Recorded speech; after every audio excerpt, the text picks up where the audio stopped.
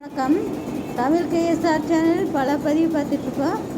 அதில் கண்ணதாசனுடைய அனுபவ மொழிகள் தான் தொடர்ந்து பார்த்துட்ருக்கோம். இன்றைய கண்ணதாசனுடைய அனுபவ மொழிகள்.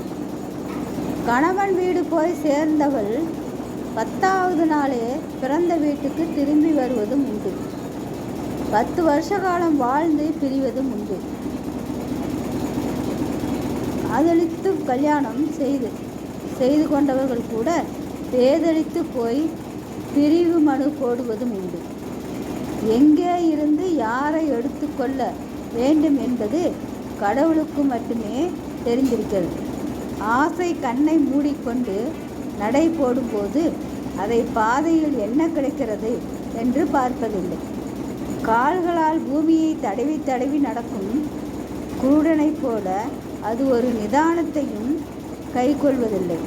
இருட்டில் திரிந்தால் இருட்டிலே நடமாடுகிறது.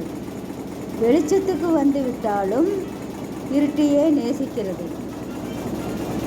மனித வாழ்வில் ஆசை ஒன்று என்றால் தடைகள் 40 ஆயிற்று. சில பந்தங்களை பெரியவர்கள் ஏற்றுக்கொள்ளலாம், பிஞ்சி உள்ளங்கள் ஏற்றுக்கொள்வது இல்லை. அப்படி ஏற்றுக்கொண்டு விட்டால் உயிரையே வைத்து விடுகின்றன. கன நேரத்தில் ஒன்றை முடிவு செய்ய என்றால் அது கடவுள் செய்யும் முடிவாகத்தான் இருக்கும். அது நல்ல முடிவாக இருந்தால் அது அவரவர்கள் அதிர்ஷ்டம். தப்பான முடிவாக இருந்தால் தலையெழுத்து. நாட்டில் தப்பான வாழ்க்கைக்கு பழக்கப்பட்டவர்கள் அதிகமாகிவிட்டதால் மற்றவர்களிடம் குற்றம் கண்டுபிடிக்கும் சுபாவம் குறைந்து வருகிறது என்று கண்ணதாசனுடைய அனுபவமொழி பகுதியை தொடர்ந்து பார்த்துட்டு இருக்கோம். இதற்குரிய படங்களும் இதோடு இணைத்து தரப்படும். படங்களையும் அதற்குரிய அனுபவ மொழிகளையும் கேளுங்கள். நன்றி, வணக்கம், வாழ்க.